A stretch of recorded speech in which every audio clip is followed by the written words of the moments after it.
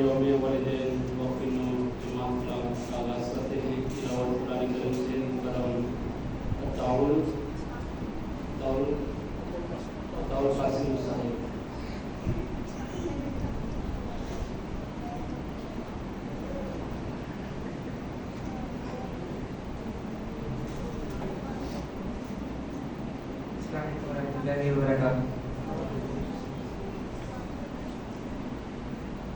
أعوذ بالله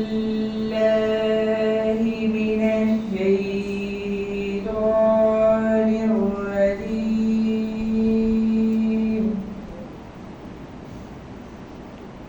بسم الله الرحمن الرحيم.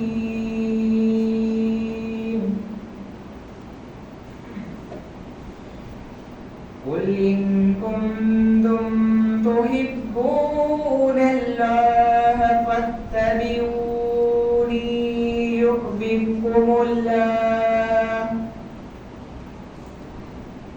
ويغفر لكم ذنوبكم والله غفور رحيم.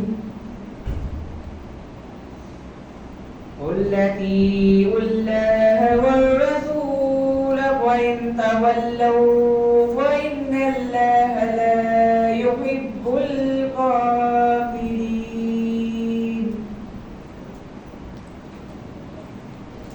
إن الله اصطفى آدم ونوحا وآل إبراهيم وآل عمران على العالمين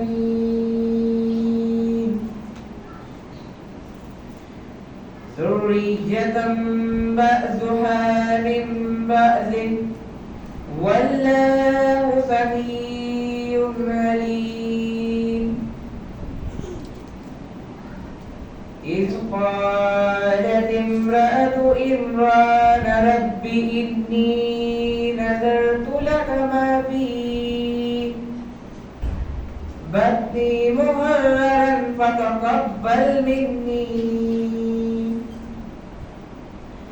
إنك أنت السميع العليم.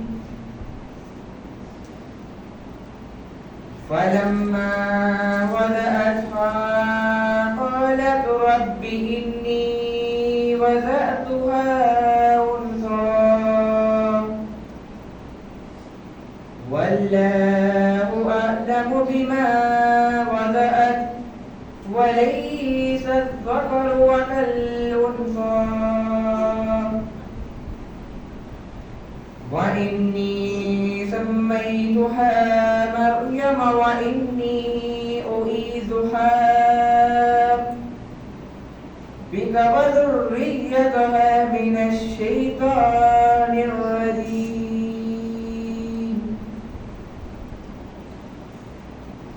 فتقبلها ربها بقبول حسن وأنبتها نبتا حسنا وكفلها زكريا كلما دخل عليها زكريا المحراب وجد عندها رزقا قال يا مريم أنى لك هذا